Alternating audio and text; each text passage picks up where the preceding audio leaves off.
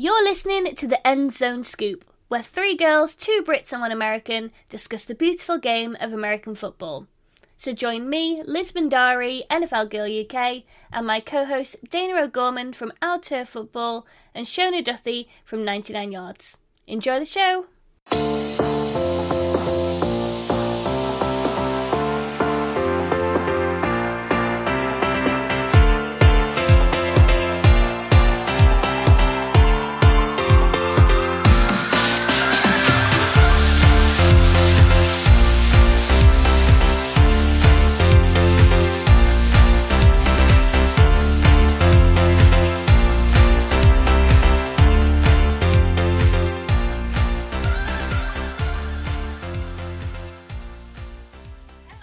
And welcome back to End Zone Scoop. In this episode, we'll be talking female roles in the NFL, the AFC versus the NFC, and we'll also take a look at the Raiders' defense. But first, ladies, how are you both?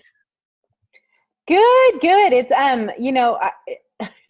Shona was just saying that we're getting snow. It's 72 degrees here. It's like midsummer here, so we're doing well. It won't last. Rain is coming, but otherwise, other than spending a lot of time in our houses, as everyone should be, we're doing just fine. Yeah, I'm good. My cats go a little bit nutty when there's a bit of snow, so I've had them in and out of the house like yo-yos today, and because I'm the only one up during the day because of my hours that my mom and my brother works, they're constantly in my room as well, especially when I'm doing an interview, so all I get is like these meows and big cat eyes staring at me for like a good 5 minutes, but other than that, I'm good. Well, that's good to hear. So shall we get straight into it then, guys?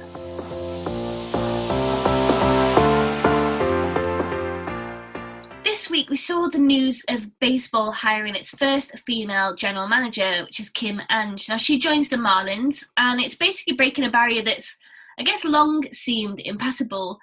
And it kind of got me thinking, there's only been one female hired at GM within the NFL, and that was Susan Spencer for the Philadelphia Eagles. Now, her story is interesting because she was hired by her dad, who at the time was the team owner, which was in the late 1970s. So she joined as legal counsel, but eventually came to kind of basically work for him as a GM because he basically kind of got the team into, financial jeopardy. So in 1984, she was hired as GM, but it didn't include anything to do with like identifying football talent. It was basically about controlling the spending. She came out publicly in about 2011 after an interview about how she basically dealt with sexual harassment from the players, despite her role, despite being the daughter of a team owner. And even so that was more than 30 years later, she's even said it's difficult for women to break into the highest levels of football. So whilst the NFL has indicated that roughly half the league's audience is women, females still make up less than a third of the NFL's employees. And in fact, if you think about female representation, particularly females of colour, in the front offices of major league sports generally, it's still really, really low. And I just wondered, does that surprise you guys? And what do you think it's going to take for sports to start seeing women in I guess, technical roles? This was the reaction when Kim was named general manager. I don't know. It was overwhelming. Reporters and teams and higher ups and even Roger Goodell, they were singing her praises, saying it should have happened years ago, and they were so excited, right, that she was going to be there.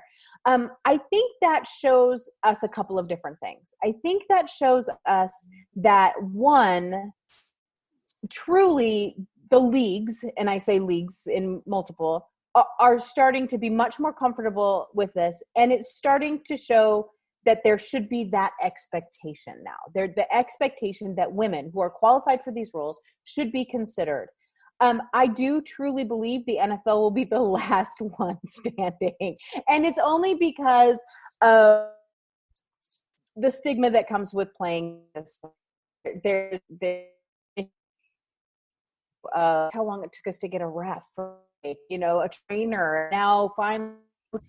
But we made huge progress over the last few years. And I give credit to a lot of that. It's just the teams themselves. You really see Bruce Arians promoting women, and you really see all of that.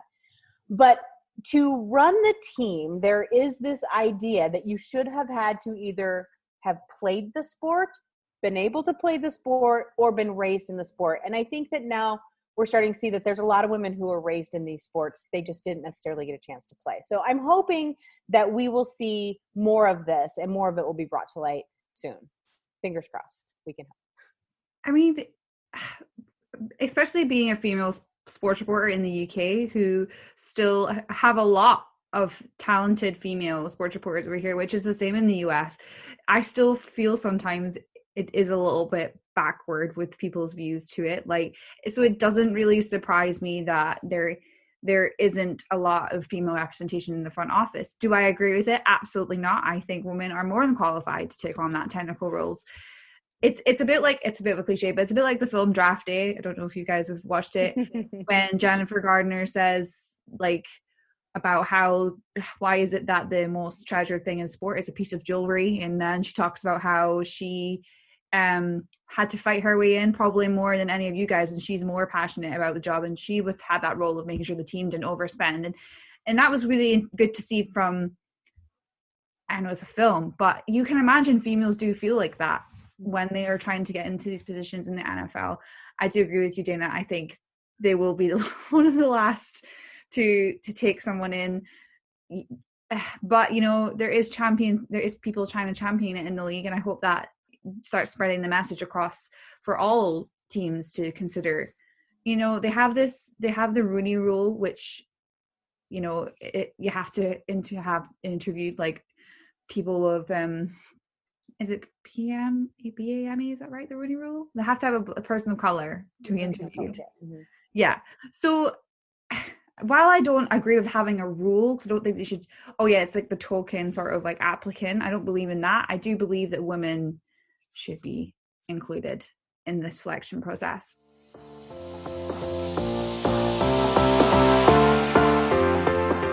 So this week, you guys, I really wanted to chat with you about the AFC and the NFC.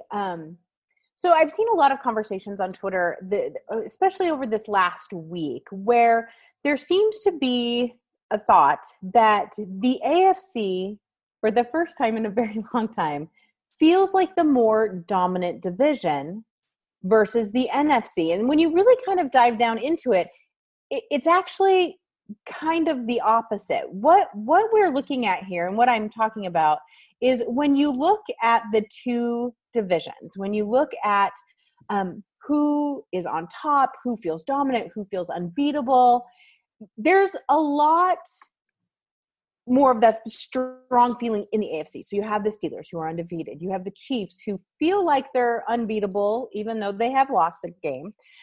You have the Bills, who have 7 wins. You have all these division leaders who feel very strong within their division, and then even strong within their conference. In the AFC, it's a little different than that. In the AFC, it feels more like anyone's game. So if you look at the division leaders, the NFC West, you have 3 teams at 6-3. So yes, while technically the Cardinals are on top right now, really that division is anyone's to take, except for maybe San Francisco. But they're only still at 4 wins, and so it's not like they're that far behind. We're going to skip the NFC East for obvious reasons. So, but then we're going to go to the NFC South. The New Orleans Saints are 7-2, but so are the Tampa Bay Buccaneers. They're 7-3.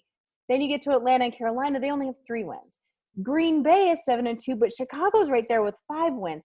And so I think what this argument was that what teams, if you were to look at these teams and say, okay, I'm going to take Team A and Team B, put them in the Super Bowl, who do you feel like could be more dominant? Well, the question then comes in, and I got into this whole deep conversation about, well, it's conference related, and that's because there's more competition in the NFC than there is in the AFC, blah, blah, blah, blah. I got kind of into that whole thing. But really, if you look at the top teams, you pretty much can say right now who is going to be, I always say, right now on paper. Now, of course, injuries, disasters, this whole thing with Drew Brees could really change everything for the Saints. I mean, there's so much going on. But right now, you can look at the AFC and really look at who is going to be in the playoffs. The NFC, it's much more muddy. There's a lot more question marks that surround it. So my question for you guys, if you look at it, are the Steelers going to win the Super Bowl because they're undefeated? Or is it, these NFC teams that have had to battle back and forth to get into the playoffs? Are they going to be more prepared? What is your feeling on the two conferences when it comes down to kind of strength? I'm sort of surprised, but the AFC has really stepped up their game this year. Like, typically, there's about 3 or 4 in the AFC who are going to be there or thereabouts. And obviously, the Patriots was always one of them, and they have completely tanked this year. I still feel like Bill Belichick has got a plan up his sleeve. I don't believe that is true to chance because he is the emperor. So, yeah, it's really exciting because you've got the Steelers on 9-0, which I never expected. I thought they would do well, but I didn't expect them to go 9 wins. And I still think they do have to watch Ben because he is getting a little bit older and he's an older quarterback. I don't know when they're going to lose a game, though, so it's quite interesting to watch them at the minute. And then you have the Chiefs, and then the Bills are not far behind, and then you got the Colts on 6-3, and then the Raiders on 6-3, and then the Dolphins and the Ravens. So so it's all really exciting matchups that for the 7 who could head into the playoffs from the AFC. And the NFC is what we said all season. It is the most competitive. NFC West, yes, the Hawks were flying high at the start, but we all knew that it was going to be competitive. We knew that the Cardinals were going to do well. I was quite surprised at the Rams. The Niners obviously have had a lot of injuries.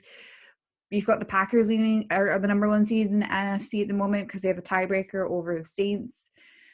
And then everyone's not far behind. So it's really quite interesting. And you're right, it is completely muddy. The Bears are on 5-5. I don't know how they've got there. They could easily still make the playoffs. The Vikings are making a good charge now. It's and like you say, the Niners they've still got 4 wins. And I think everyone below them are probably not going to make it. Sorry, guys. But then you say that the Cowboys, if you go from this ranking that I'm looking at, the Cowboys are 16th in the NFC, but they're 2-7. But the leaders in the NFC East are on 3 wins. So we don't talk about the NFC East. It's like it's a little bubble in the corner. It's actually crazy when you look. It's like I'm leading the leagues, and it's like out of all the teams, it says still not out of it in the NFC East. Because sorry, Dayna, you don't want to talk about NFC East. No, it's crazy. That's why, because it's like annoying. It's like they're going to get into the playoffs with 5 wins, for God's sake. Like, it's just insane. I think I worked out the other day, if they've not played one another in the division, the whole division, so the 4 teams together, have 2 combined wins against teams outside their division for the entire season. It's just crazy, mortifying to be a fan in that division, I think. So, yeah, I think the AFC does look a bit more clearer, but then there could be a little bit of surprises you just don't know, and that's the beauty of this game. That's why we love it. Well, let me throw one more thing in before Liz answers, because the other thing about this is that if you were to start the playoffs today, in the AFC who would win those games. Like, we have a really strong. I think anyone in the NFC could knock off anyone else in the NFC, and that could be a lot of fun in a few months. Yeah, I think that's what's quite interesting about it. I think the AFC is, to me, it's down to 3 teams. For the NFC, it could almost be not any of them, but there's just too many to kind of fight between. So whilst I feel like I could almost call the AFC, I just think there's no chance of the NFC. I still feel like that's just going to keep chopping and changing in terms of who's in the lead for that, really. So I think it's going to be really interesting to kind of see how these next few weeks go now. It's flipped between the Packers, the Saints, and the Seahawks between the number 1 spot. The Seahawks now technically, if you look at it after week 10, are in the 7th spot for the playoffs. Yeah. From losing it's actually crazy how close it is. And let's face it, did we think that Tampa Bay would be where they were? I don't think I initially thought that was going to be the case. I hoped not, but sorry, did I say that out loud? Sorry. Don't talk about Tampa. No, the Rock's Tampa Bay tofu.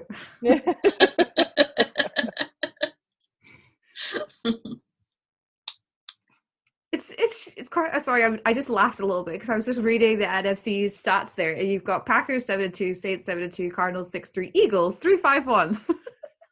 Ridiculous. It's ridiculous.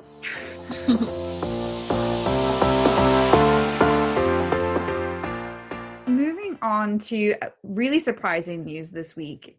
The Las Vegas Raiders, still find it so weird calling the Las Vegas Raiders automatically one but they're Las Vegas, are having COVID-19 problems again. So the news broke on Wednesday morning that defensive end Kellen Farrell tested positive for COVID-19, and he will likely miss the game against the Chiefs on the Sunday.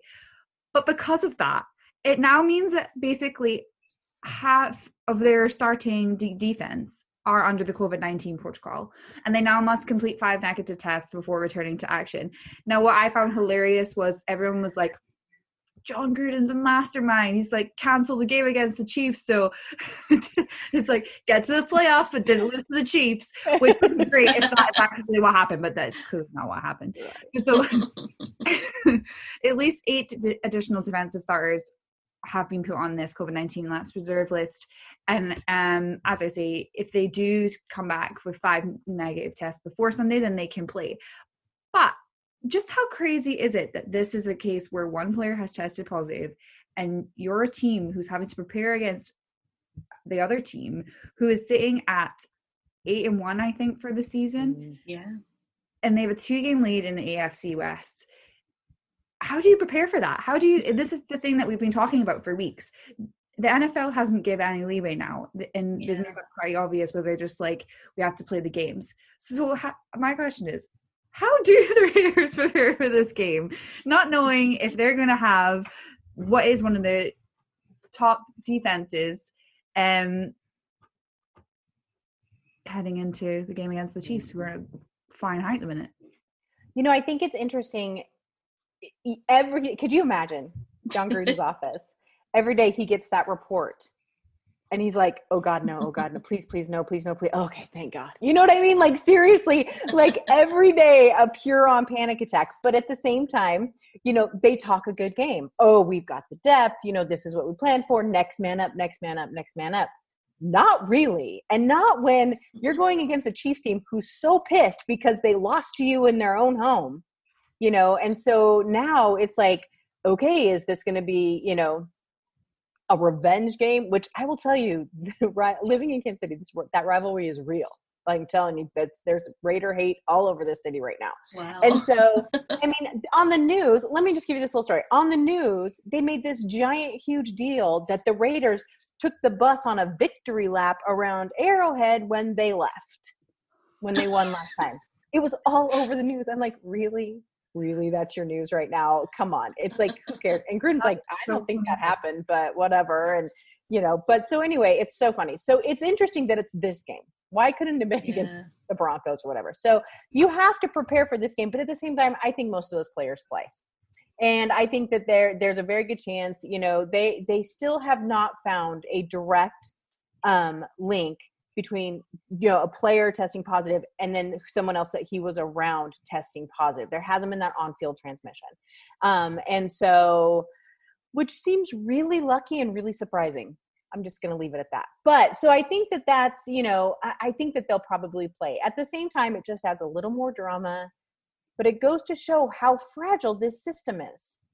You know, 1 or 2 players, you take out an entire position group. And we were talking about that in the summer, you guys. We were talking about how the entire position group, this is the perfect example.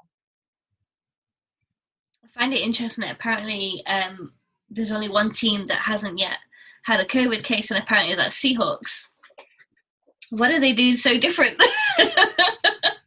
I mean, I would not mess with Pete Carroll if I was a Seahawks player messing with COVID-19 protocols. I think he'd have his shoe right up your butt as soon as you came in. I've seen like videos of like their Instagram. So like Nico Thorpe, for example, like he shares videos all the time of them at training. Anything I seem to see seems to be them set really, really far apart, but playing karaoke for whatever reason. But anyway, like maybe that's what it is. They've really taken it like seriously in terms of, you know, the 2 meter distances. I don't know what the rules are in America, but certainly it kind of is over here. But yeah, I mean, maybe that's it. Maybe it's because of how they're taking it so seriously. Well, I think that it's not only that, but then the players themselves have to take some onus on that, not having extra people over to their house, not having, family over, friends over, not going to a charity event, Raiders, the second week of the season with a ballroom full of people without masks on. I'm not saying obviously that's what caused this, but it's that type of thought process, right? And I will tell you, I feel kind of bad for those players. It's their first year in Vegas and they're going to go live it up and they're in lockdown. So I feel kind of bad. But at the same time, I just think that it's a team first mentality. We've seen quite a few teams, like the Rams just had their first. And so I think that they're taking that onus on themselves, because you can see by looking at the other teams what kind of damage this could really do. This could really look at the Patriots when Cam Newton was out, so I think that's I think that teams that are taking it very seriously or have had very minimal to no COVID issues should be, praised for that. Yeah. And yet at the same time, the Raiders are setting an example of what not to do for everybody. Can you imagine if you were a rookie defensive player though, and you said to Bobby Wagner, "Oh yeah, I had somebody bad the other day," he would just look at you with like that massive face of steel and say, "What did you do?" On that disappointment. Yeah, it's true. It's true. No, thank you. They scare me enough. So.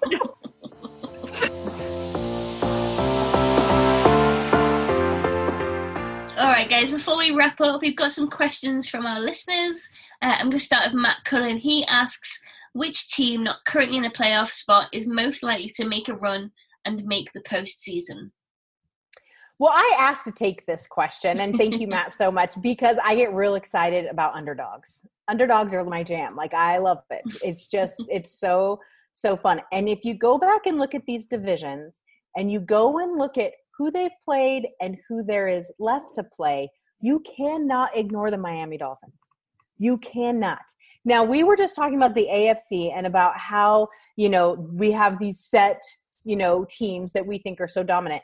And I'm not saying I think the Dolphins are at the level, of the Chiefs or of the Bills, but the Miami Dolphins ran right through the NFC West, which they beat 3 of the 4 teams. And these were teams we consider, some of the most competitive in the league right now. The NFC West is probably going to have 3 teams in the playoffs. And the Miami Dolphins ran right over the top of them. The only team they didn't beat was the Seahawks. And if you go back and watch that game, they played the Seahawks very well. And it wasn't Tua, it was Fitzpatrick. And so you have to wonder if that switch has just given them this lightning bolt to go through these teams. I am very excited. I know we're going to talk about, awards throughout the year, and I have my own opinion about Coach of the Year.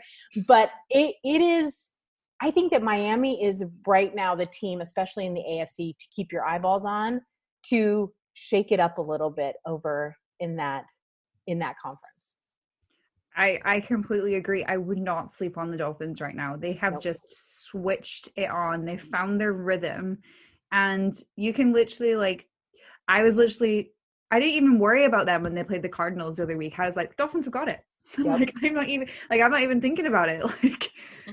But the Bills broke my heart, but I won't get into that. But yeah, no, the Dolphins, I think we spoke about how they switched Fitzpatrick for Tua, and we thought it was maybe a bit early, but he is balling at the moment. He is showing why he should have gone so early, why he was going to be the number 1 pick until he got that massive injury at Alabama. So I think he's proving his point that, he is here to be an NFL starter for the long haul. Mm-hmm. Yeah, I'm totally going to take the L on that, because we were pissed for Fitzpatrick. Do you remember? We went off on this podcast. We were like, this is stupid. The kid's not ready. He's only played 3 snaps. I'll take that big L, because we were dead wrong on that. I am not worthy. I'm sorry. Yeah, so we apologize.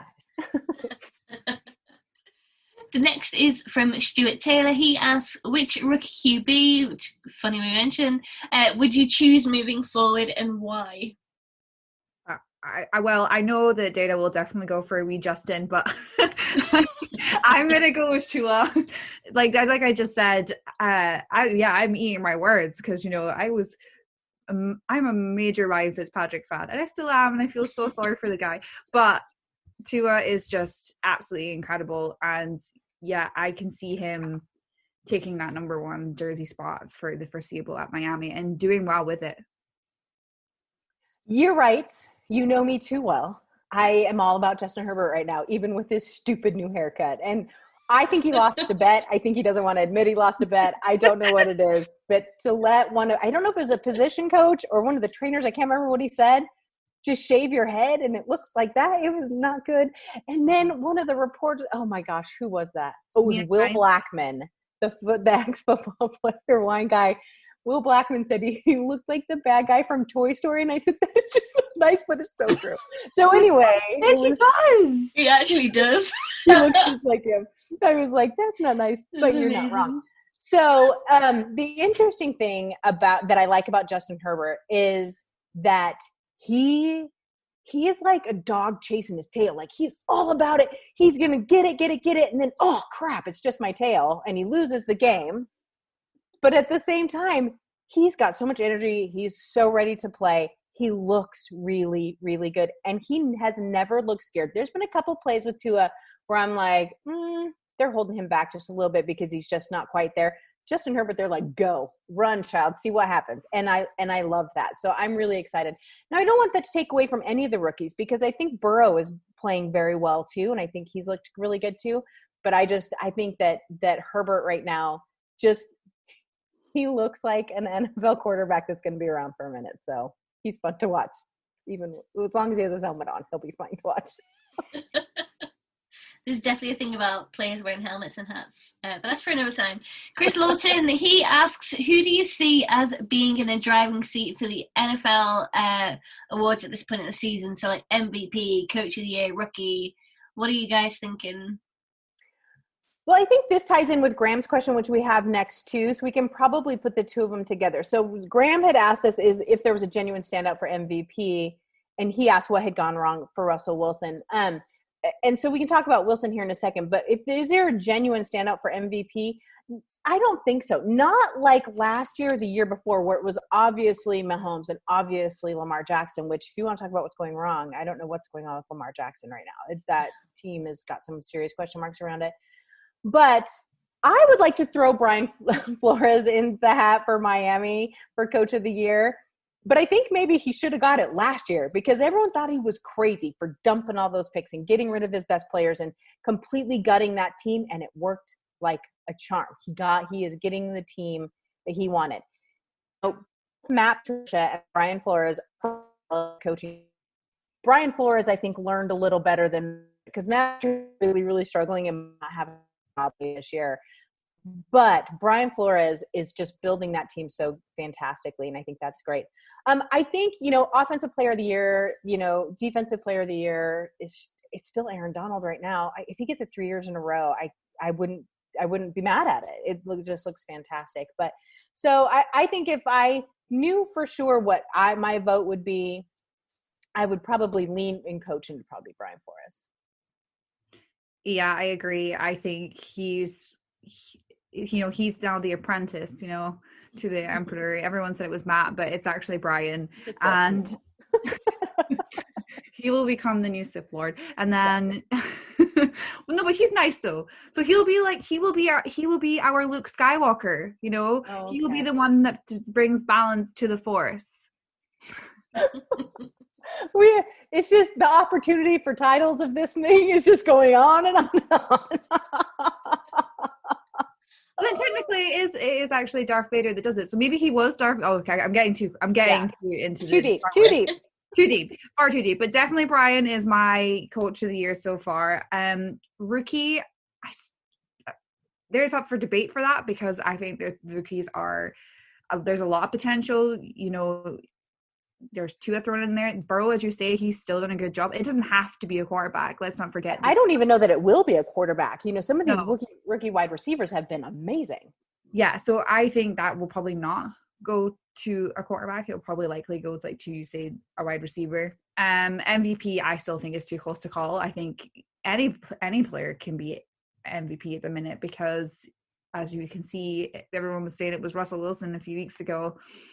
And now it seems like they're remaking Space Jam 2, and the Monstars have came to him and took his skills and put it in the American football.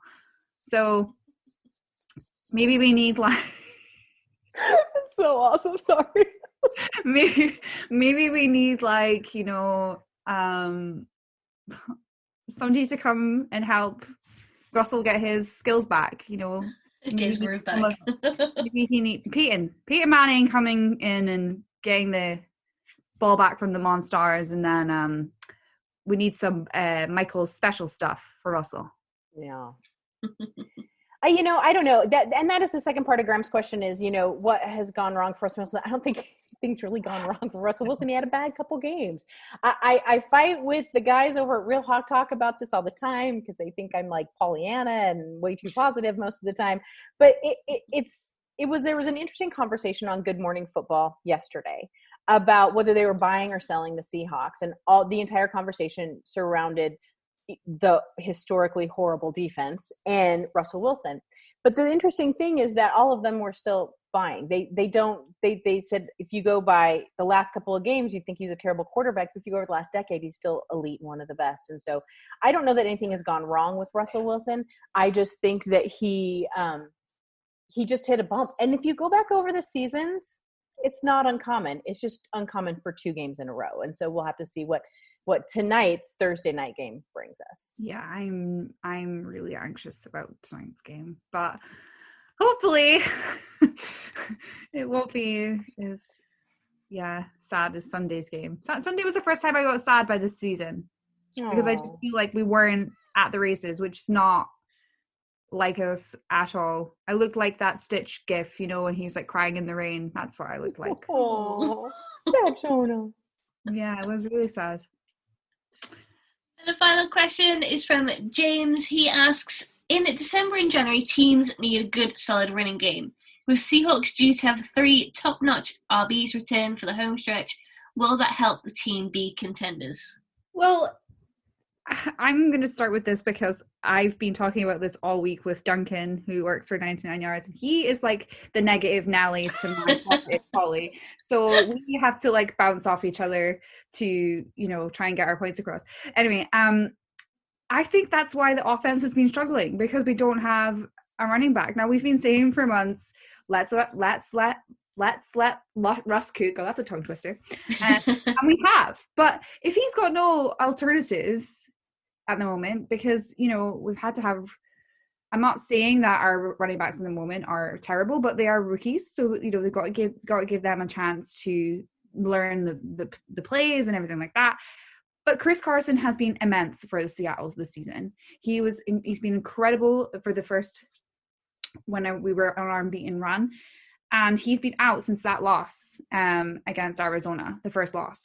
So we're missing him massively. And I think that we do need our running backs back. And I think that's where our offense is not clicking as much as it has been in the previous few weeks. So I don't really agree with the fact that will that help them be contenders. I would say they're not contenders. Duncan's probably going to tell me I'm being too positive Polly again.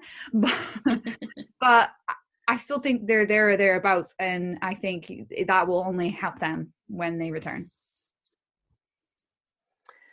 So I want to take this out of just Seattle. If you look at teams in general in the playoffs, the reason you have to have a strong run game is twofold. 1, weather, and 2 is because of tired arms, legs, variance, that sort of thing. So while I completely agree, Seattle's going to the playoffs. That's just going to happen. And the alternative is everyone was saying, but they won't have home field advantage. There is no home field advantage this year. There's no fans. There's not going to be fans. And so home field advantage is completely overrated. What's important is the bye week. And only 1 team in each conference is going to get a bye week this year because of the expanded playoffs. Stupid, but that's another conversation. So I hate the expanded playoffs, but anyway. So that running backs will become important for every single team. And especially for teams who don't have strong defenses, which there's a lot of this year. It's not just Seattle. And so those running backs become important because your quarterback is tired. You're not getting a bye week to rest them, and you want to keep your defense off the field. I think that's been a huge part of it for Seattle. is that Russell can save the day, but he often saves the day with a 50-yard bomb to DK Metcalf. Well, that only takes about 20 seconds off a clock, so that puts your defense right back on the field. And so it's not good long-term football sense. So therefore, I think for any team going into the playoffs, especially every other team but those lucky two that get that bye week, the running backs become extremely important, just for longevity, and then because there's just no rest this year.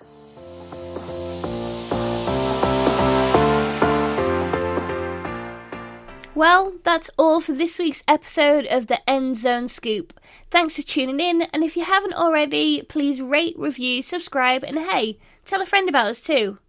Until next time, thanks for listening.